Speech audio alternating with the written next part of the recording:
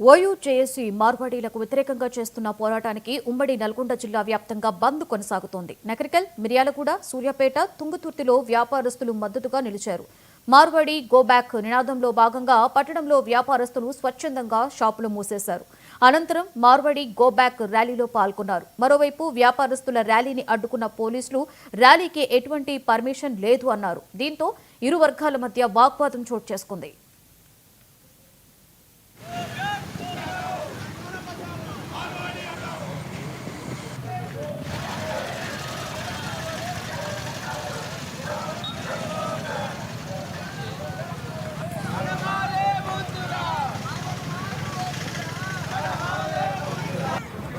కూడా డివిజన్ బంద్ చేయడానికి స్వచ్ఛందంగా మా వ్యాపార సంస్థలన్నీ నిర్ణయించుకొని ఈరోజు బంద్ చేయడం జరుగుతుంది.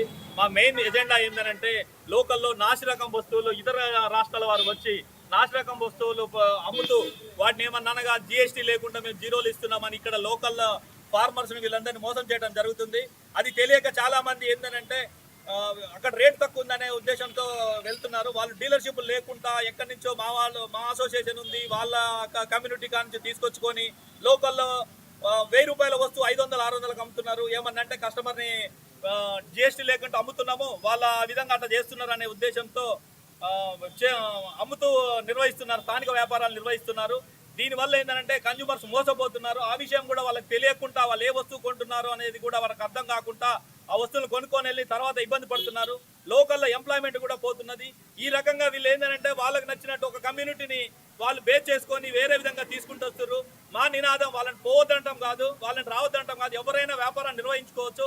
కానీ వాళ్ళు డీలర్షిప్ లేకుండా నాసిరకం వస్తువులు అమ్ముతున్నారు. దానికి వ్యతిరేకంగా మా పోరాటం ఇది మొదలు మాత్రమే. దీని తర్వాత ఇంకా ఉధృతంగా చేయబోతున్నాము.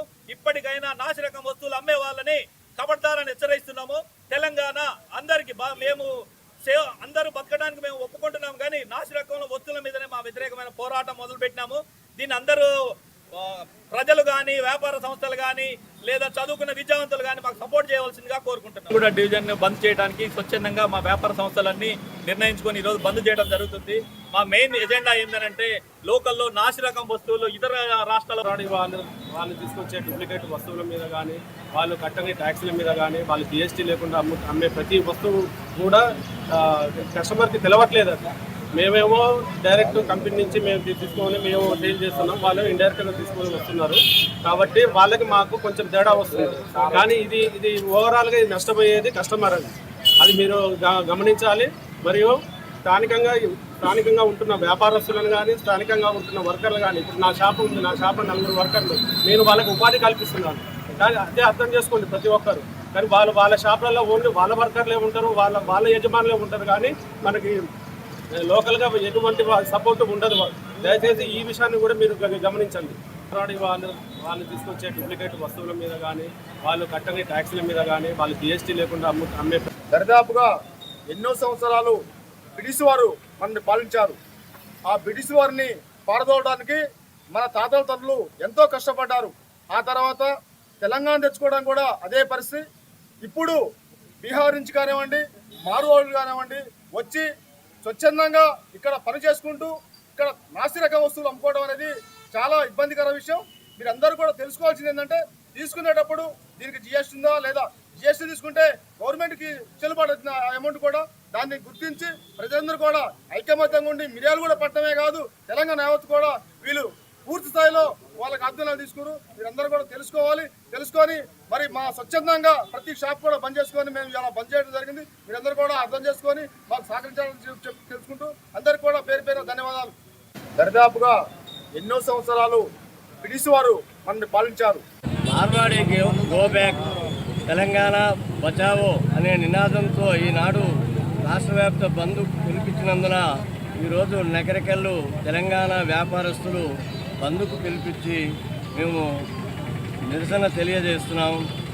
మా యొక్క పొట్ట మీద కొడుతున్నారు వాళ్ళు. రాజస్థాను, గుజరాత్ వాళ్ళు వ్యాపారస్తులు వాళ్ళు అనేక రకాలమైన జిమ్మిక్కులతోటి మమ్మల్ని దెబ్బతీస్తున్నారు. ఇక్కడి యొక్క కార్మికులను ఇక్కడ మేము కూడా కొత్త కోసం రోడ్డు మీదకి వచ్చి బతుకుంటే వాళ్ళు కుల వృత్తులను కూడా అన్నింటినీ దెబ్బతీస్తున్నారు. కాబట్టి మమ్మల్ని వాళ్ళ నుండి రక్షించాలని పై ప్రభుత్వాధికారులందరినీ కోరుతున్నాం.